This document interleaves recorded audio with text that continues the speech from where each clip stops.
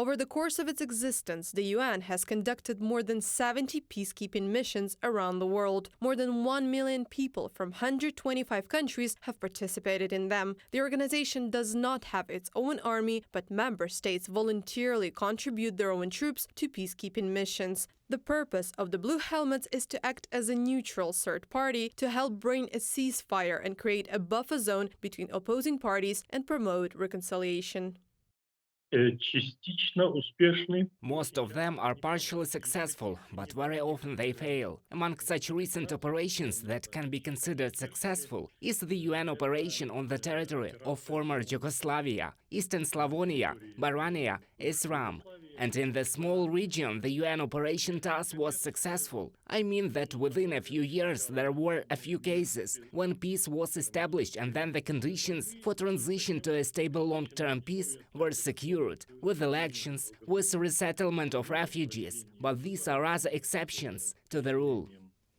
Peacekeepers cannot always stop wars, as they are usually deployed in the conflict zone after the active phase has ended, but they must prevent the resumption of hostilities. There are currently 20 UN peacekeeping missions, including operations in India, Pakistan and Cyprus. Russia also participated in peacekeeping missions, but experts believe that Moscow used them as an instrument of influence, and rather than ending conflicts, Moscow is interested in freezing them.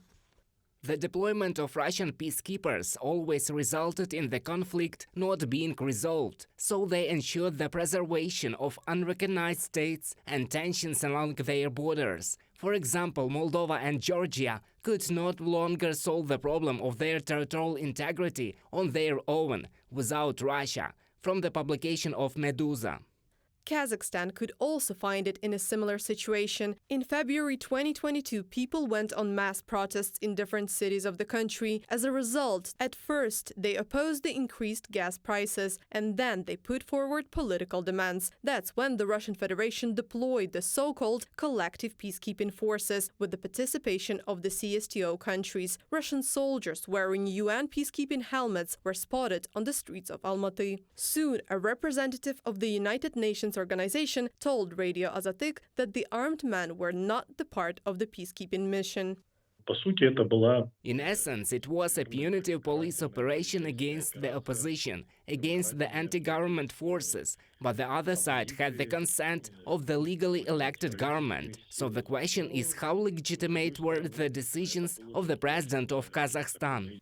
The Kremlin uses the so-called peacekeepers for its own purposes, and it does not consider it necessary to ensure their security. In Karabakh, a vehicle carrying Russian military personnel came under fire. As a result, all of them died. Azerbaijan's defense ministry expressed deepest condolences, and President Aliyev promised to help the families of the victims. Meanwhile, there was no reaction from Moscow itself.